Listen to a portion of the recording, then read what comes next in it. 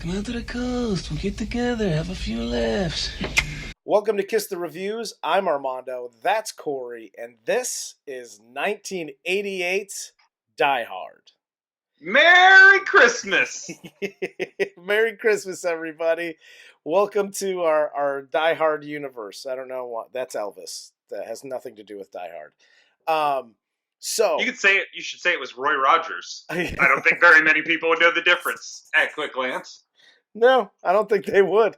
This is pretty sure he's wearing a cowboy shirt and a little carafe or a cravat. Cravat.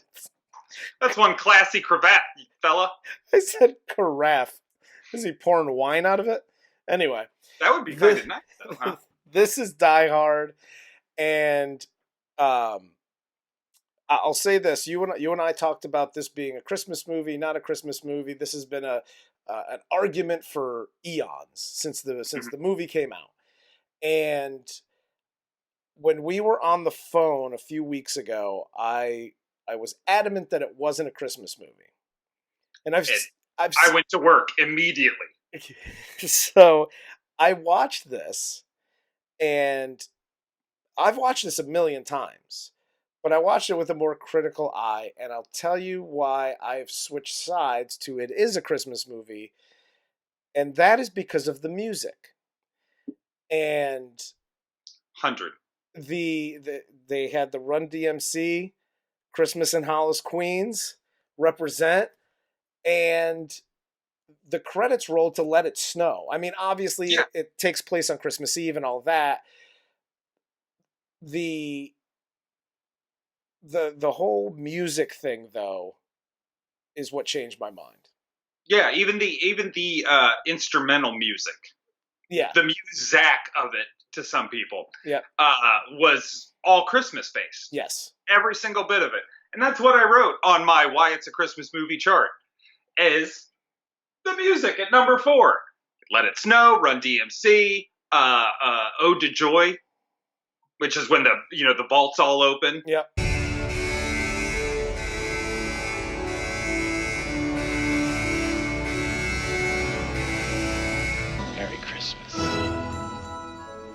Let's get into this, because John McClane is a New York City police officer who's in town for Christmas with a giant teddy bear to see his wife, his estranged wife. Can we call her that?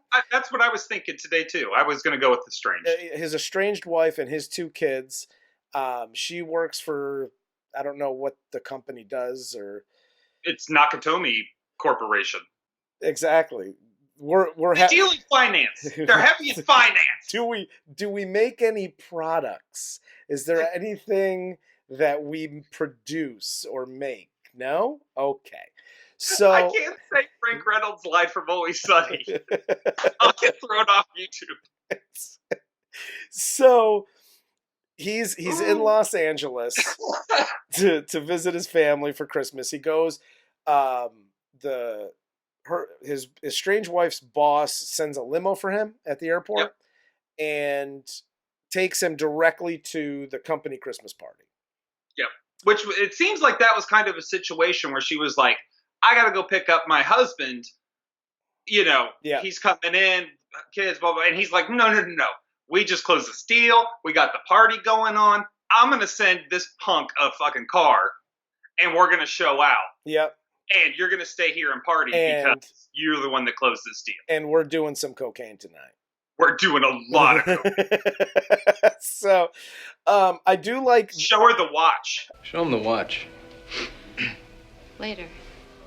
Well, go on, show him. What, are you embarrassed? It's a Rolex. I do like this. So, first question out of the box. Right out of the box. Fire. I know that the airplane scene leads to the reason why John McClane isn't wearing shoes through the rest of this movie. I understand that that's the setup. You want to know the secret to surviving air travel? After you get where you're going, take off your shoes and your socks. Then you walk around on the rug barefoot and make fists with your toes. But what does taking off your shoes and socks and making a fist with your feet in the carpet do for flying anxiety? You're not on the plane anymore. What does what does high karate have to do with smelling good? Why is the sky blue? Why is water wet? There you go. So there's my first question. I didn't like that. It's the 80s, man. It's the 80s, man. The second thing is the limo driver. He just pissed me off. I don't like him. I don't like his whole demeanor. Mainly because I hate people that share too much and ask too many questions, especially personal questions. So your lady live out here? Meaning you still live in New York. So you divorced? Hey, come on, you divorced? You separated? She beat you up? Why'd you come with her, man? What's up? I'm done with that guy. So we'll go to that. Okay. He's driver exposition though. Yes, he is driver. He's just yanking it all out of McLean on the way to the plaza. Exactly. And then it's like, shit, how are we going to feel the rest of this time where we need the credits to roll, where they're done with the conversation? Yeah. I know. Run DMC. So, there's a theme with the bad guys. I think there's just these plans are just terrible. Okay, with all these bad guys in these 80s and 90s like action movies. I like Hans's plan though. Okay. Well, let me say this. You tell me. I like Hans's plan because he knew there wasn't a necessary coincidence for the FBI to show up. Everything went to his plan. It's McLean that fucked up the plan of blowing up the roof. If they had actually blown up the roof, those terrorists were gone. And everybody would have thought they were dead with everybody else. I kind of like his plan. Was it complicated? Yes. It was super complicated. Oh, yeah. But you're trying to steal, what do you say? How many billions of dollars in bearer bonds? It was $600 million in bearer bonds. Yeah. I think the owner, the CEO of that company is doing a little bit more than just running that company. I'm just throwing that out there, but whatever. Is what it is. Either way, you got to be dead. I just don't like the plan. I don't like the plan that the drummer from Iron Maiden with the long blonde hair has to use a flashbang to kill a security guard. Yeah. When they're coming in.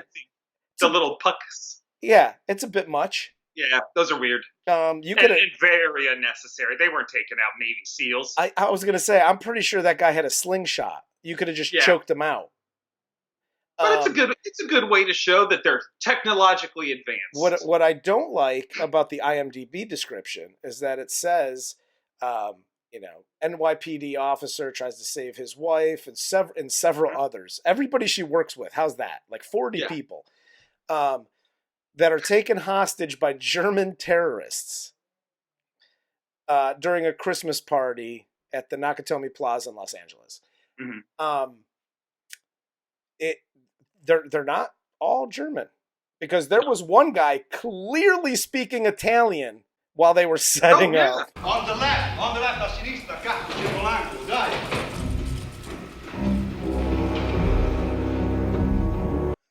So and the one dude who is the bad guy, the one Asian bad guy in every single fucking 80s movie with the long hair, and he had the mustache and the little half-ass goatee. That dude, I'm guessing he isn't German. No. And if he is, I'm the most racist son-of-a-bitch in the world. You can say it. He's not German. He's not German, and he likes candy bars. Because every time that seems good. But I'm totally doing the same thing. Like, yo, man, that's a Snickers bar? Shit's about to get real. I need to get right real fast. So you have the Asian guy, and then there's the guy speaking Italian. To who? I don't know, because the rest of them are German. So I don't know why he's speaking Italian, but it made a weird World War II axis going on. I don't like the fact that Hans Gruber is German, correct? Yes. I think, yeah. Did he grow up in England? Because he doesn't have a German accent. First off, now, you're talking about my man Alan Rickman, so I need you to check that motherfucking tone. I will. Second of all, Second of all, this is Alan Rickman's first gig. Back up off of him. Listen. But yeah. Alan Rickman does a fantastic job, and Hans Gruber is one of the best bad guys in any action film. Okay? All right, man. I'm back off. There's only one thing that I don't like about Hans Gruber. When John McClane catches him, right? On the where they're wiring everything, right? Bill Clay. So he tries to speak without the British accent. I managed to get out of there and see if I could signal for help, And ends up sounding like the secretary for the principal in Ferris Bueller's Day Off. Oh. Rooney, calm down. Just a moment. That's what he turns into. Oh my God! Don't show. Very much. Like that scene, I was like, "Oh, this is awkward." I'm a righteous dude. Bill Clay. Black Clay. But that's if those are the only, like, I obviously there's other things that bother me about the movie, but I love this movie. Let's just call it what it is. Yep. We'll go through the rest of it. He's at the Christmas party. He's got to walk through glass. They're shooting up the place. Shoot the glass. I love that scene. There's another example of how they're not all German. Fucking Carl Swiss, because Hans is going. She Stimmfenster. Sprechen Sie Deutsch, motherfucker. And he's going, Nein, gar. And he goes, shoot the glass. Shoot the glass. That was perfect German, by the way. You're welcome. I appreciate it. The other thing that bothers me throughout this whole movie, like, bothers me to the point where I would almost not like this movie, is we've run into these action movies and horror movies, whatever the case may be, where the police is completely inept, right? Or the military or whatever. Yeah. This is no different, and I'm okay with that. But you're walking a fine line with me. When you go that route, you're walking a fine line, okay? You have Dwayne. Carl from Family Matters. Was that his name? Carl? Yeah. So you have him. His name is Reginald Bell Johnson, and you will also show him the due respect. I will show him due respect. I love the guy. And I think he does a great job in this movie. He is one of 4 black actors in this movie that is not a complete ass. Yes.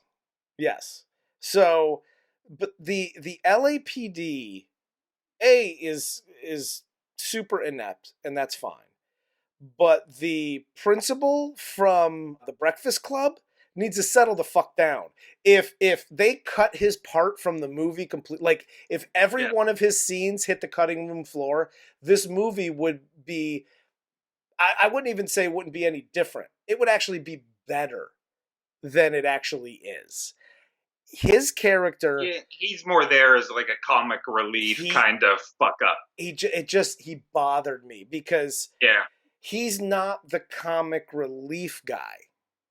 Like, he's a douche in every movie he plays. Right. Like, you're not hiring that guy to be the comic relief. You're not hiring that guy to make a funny because he's a little agitated at this. You're hiring him because he's a douche and he plays a douche. Dwayne Robinson, pal, what's the deal here? What do these pricks want? So, and he started off that way. When he first got on the scene, he was a douchebag, he was a dick. Yep. But he wasn't completely inept. Yes. And then as the story progressed, and it's like the rest of us knew what was going on, the police were starting to get some more information, the FBI was starting to come on the scene and get more information, he got dumber. This is Deputy Chief of Police Dwayne T. Robinson, and I am in charge of this situation. Well, I got some bad news for you, Dwayne. From up here, it doesn't look like you're in charge of jack shit. I used to excuse it. You were kind of like, oh, this isn't a Christmas movie, and then you watched it with a critical eye. I watched this thinking this was obviously one of my top favorite Christmas movie, action movie, however you want to put it. I fucking love this movie. Love it. However, he is the only character who continuously gets dumber. Even the bad guys get smarter in how they're trying to go about taking out McClane and how they find him and blah, blah, blah. And he just, again, he continually gets dumb. And it's like, what? There's no explanation. If they had made the explanation that, like, oh, this was Christmas Eve, so we had the D unit on. Not our A guys, not our B guys, not even our C guys. We got these fucking rejects because nothing's happening. You know, this isn't Demolition Man LA. This is regular 88, 89 LA. It's perfect. Yeah. Everybody's just doing blow and wrecking their Ferraris into something. It's fine. But anyway, so yeah, I digress. He is the biggest problem with this movie by far. I do have a question about the cocaine use in this movie. Not that there is cocaine use, because it was the 80s. But they're in Ellis's office to apparently let John McClane wash his armpits. Yes. Because he has his own private bathroom. If Ellis has that big and awesome of an office, why is he doing blow in Holly's office? Oh, because he was waiting there for her to, I'm pretty sure, to have sexy time. Mons push her without her consent. He was totally waiting for her, totally losing the nerve. Yeah. Got himself a line up the old snort and was ready to rape. And John McClane and Mr. Nakatomi, or whatever his name is, blew it. So, oops. He was ready to rape. Dude, Ellis is one of the biggest pieces of shit. I did not feel bad for him at all when he died. When he got shot? Oh, it was great because he was just listen. I'm even his name minus the the rapey part. Like everybody knows a Harry Ellis. Like oh yeah. You know he's just a little too slimy for your liking, and he's just like this shit doesn't stink. And yeah, got her a Rolex. Show him the watch. Look at my watch. Hey, like he's the guy you don't leave alone at the strip club. Yes, you make sure if he's out with your crew. Like, dude, you got to come out. You got to go. Come on, you're not staying. No matter what you say, you're not staying. Exactly. And then the only other person that I hate more than him in this movie is the reporter. You don't want to give me a truck? I'll go and I'll steal a truck. Hey, give us a break, Thornburg. Eat it, Harvey. What's his name? William Atherton? I think so. Did I just pull that right on out of the keister? Let me look it up. I sure did. Oh yeah, boom. You did. You sure Real did. Genius had a big effect on me growing up. Yeah, I did. I just talk about that's another guy. Like he's just like Ellis, just slimy and he was perfect for the look. The easiest target, top to bottom, whether it is political, blah blah blah blah blah, all the way down to movies, TV, irrelevant shit. Attack the media. Make the media look like a dick, and everybody will agree. Yes. Yeah, fuck that guy. So you make the media this external kind of antagonist to Holly.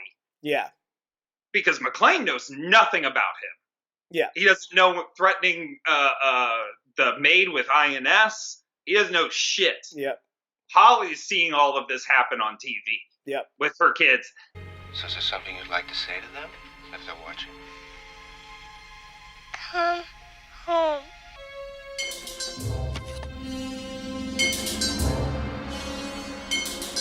Mrs. McClane, how nice to make your acquaintance. That's what outs her as John's fucking husband and almost gets her killed, or John's wife, and almost gets her killed in the first place. Perfect bad guy for her to have, because in a lot of ways he wasn't really threatening, but on that kind of sideline way, he threatened he blew up everything. Yeah. More so than Ellis did. Ellis didn't even, as slimy as Ellis is, he even lied about Holly. Ellis, what have you told them? I told him we were old friends and you were my guest at the party. Ellis, you shouldn't be doing this. Ellis is set up to be the biggest dirtbag in the movie other than the terrorist. Yes. And he doesn't do the shit that William Atherton does. Exactly. There's a couple of things like during the whole like right at the beginning where they think there's somebody else in the building and they send somebody and this scene bothered me when John McClane gets the gun up against the dude's head and he was like, because you're a policeman, there are rules for policemen. I'm pretty sure when you show up with an AK, all those rules kind of go out the window. And that's just me. Why wouldn't you just put a bullet in his head and call it a day? Especially considering he was already that dude. I don't know, Carl's brother, Jan, fucking turns a corner and shoots. Yeah. So he has already demonstrated what his intent is. Yep. He's going to find you. He's going to put at least a few rounds in your upper torso area. Yes. So I'm with you. Yeah. That's what my captain keeps telling me. Fuck your cheesy line. Yeah. Pop, pop. I'm moving on to the next floor and gathering some more supplies. Yeah. That was one. The second one, after he does end up killing him, let's call it by accident because he was getting his ass kicked. After he does end up killing him and he sends him down the elevator, like to me, I'm like, dude, keep it hidden. Let's go ninja style on this one. Okay, enough with your fucking ho ho ho yippee-ki-yay, motherfucker. Like, how about we just go, shh, everybody settle down. They don't know I'm here. Just slowly but surely just take these guys out. But no, I gotta go true Bruce Willis style, and after I kill you, I'm gonna play the harmonica.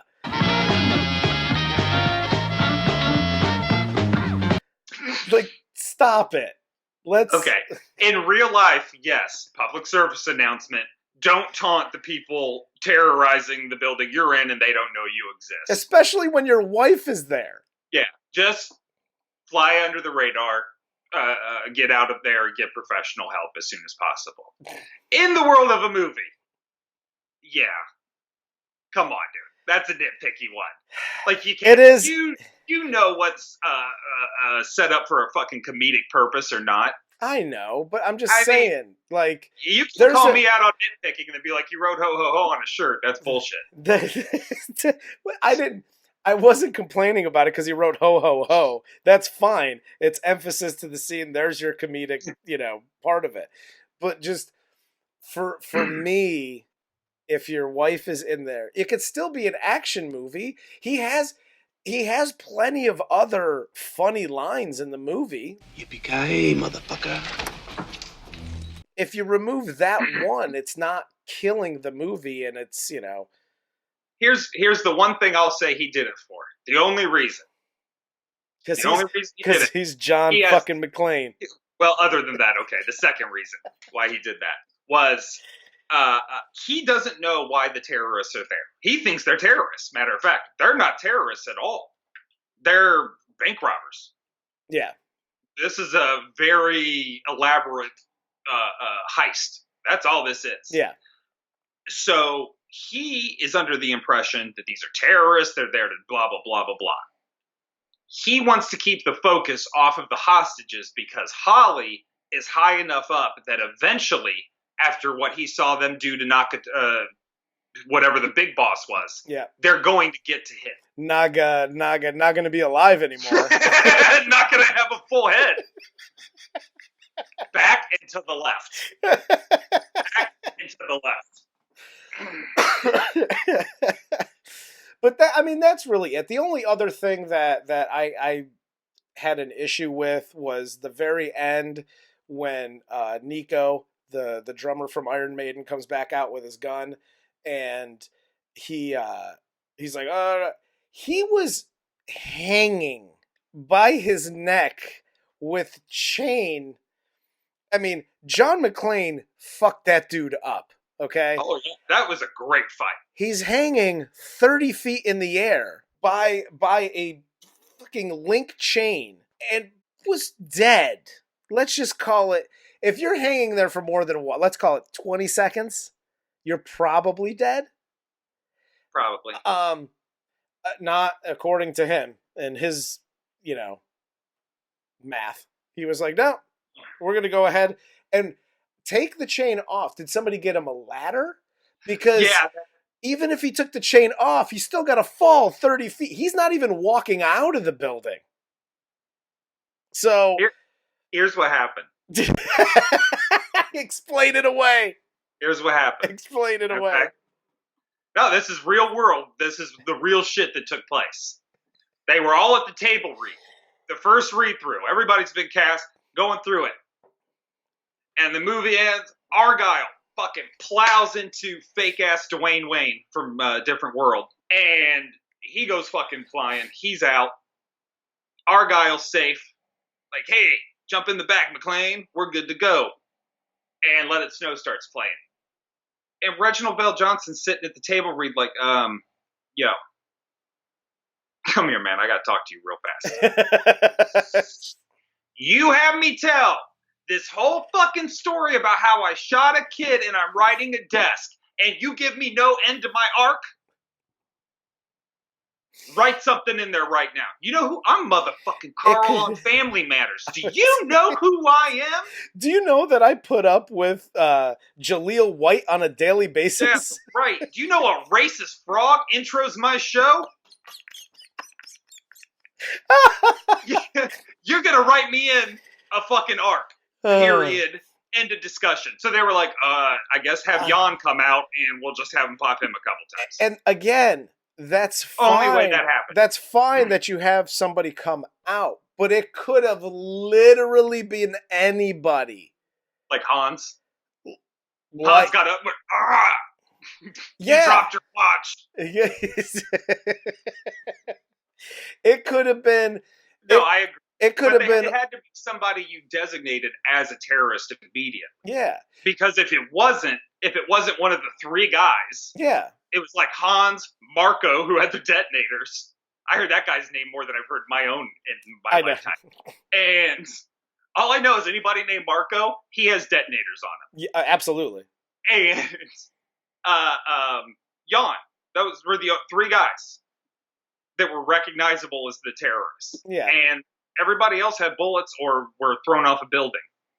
Jan was the only guy you could have come back. Yeah. I mean, I guess, but just I'm 100% on board with what you're saying. Yeah, I'm just letting you know how the studio broke that shit. And that's fine. Just don't have it end. Have that fight scene end with him getting hung 30 feet in the air. Have him tossed off maybe the balcony and he just fucking lands. Yeah, just something to where it's feasible. Because at the end, it should have been more ambiguous. It's pretty obvious when you're hanging 30 feet by a steel fucking chain. And his body was pretty lifeless when he pushed him and he slid along the thing and then hit the wall. He was just like, okay, he's done. So yeah, because all your limbs are going to fall asleep. How are you going to get yourself down? You can't get any blood rush. But that's it, dude. I love this movie. This movie is. It's just, if you like action, you like and you like things blowing up and bullets flying, and the dialogue is good. The situations for the most part are really good. The fight scenes are so realistic, just inside and dirty, and not kung fu fighting. What I really liked, two things I really liked about all the fight scenes and the John McClane character. One, there wasn't, again, karate all over it wasn't fucking karate time in the building. And two, John McClane gets his ass kicked from the beginning of this movie to the end of this movie, and it shows. It's not one of these action movies where at the end he's got he's got blood on him, but he's just no, everything's fine. Everything's great. It's great. Right. Like, even the kiss was disgusting. Like, he just covered. He looks like he was Carrie. Like he was her stand-in when they dumped the blood on Exactly. him. And he just walks out and kisses. You're just like, ugh. That's what, and I know, like, my complaints make it sound like I'm shitting on this movie, and I'm not. I'm just pointing out a few inconsistencies and a few things that I didn't like. What we do. But this movie is, out of all the action movies we've seen thus far, this one's the best one, hands down. By far. And any of these movies, most movies, there's going to be stuff in there that's not believable, stuff that you're like, come on. And there's things in this movie, every time I see it, I'm like, I hate that guy. And I think a lot of the things, like the limo driver, I think that's a hatred that I've built up over the years. Like, well, sure, because you know his shtick, and it's just now it's just like, oh God, shut the fuck up. But yeah, overall, man, I love this freaking movie.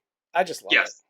I love starting the movie for when he arrives at Nakatomi Plaza until the very end. Credits roll, let it snow. Yeah. I'm with you. The limo, the intro, all that bullshit, I don't need. Yeah. I know what time it is. I know where we're at. Bring me some Alan Rickman. Let's fucking give. Please, God, no, you're one of them, aren't you? Clay. Bill Clay. Another orphan of a bankrupt culture who thinks he's John Wayne, Rambo, Marshall Dillon. You know, one of those farms where you shoot paintballs at each other? I spent a weekend at a combat ranch. You know that game with the guns that shoot red paint? Oh, it's so awkward, but awesome at the same time. I could do Bill Clay puns all day. But yeah, I mean, obviously, this is what we do. Does it stand the test of time? I think we're both an obvious yes for that. If you're watching this and you haven't seen this movie, watch this movie. It's so good. This Christmas, because it is a Christmas movie. Today. Watch it. Put it on, then watch this shit again. Exactly. And then share this. And then watch Die Hard again, and then watch this again. Boom. And you know what? And that's your Christmas day. Now go to sleep. You're welcome, YouTube. Do you have anything else, Corey? Hell no. This movie's amazing. I love it. All right. Merry Christmas, everybody. Merry Christmas. I'm Armando. Bah humbug if you need to. I'm Armando. That's Corey. And this was Die Hard. And now I have a machine gun, too. Ho, ho.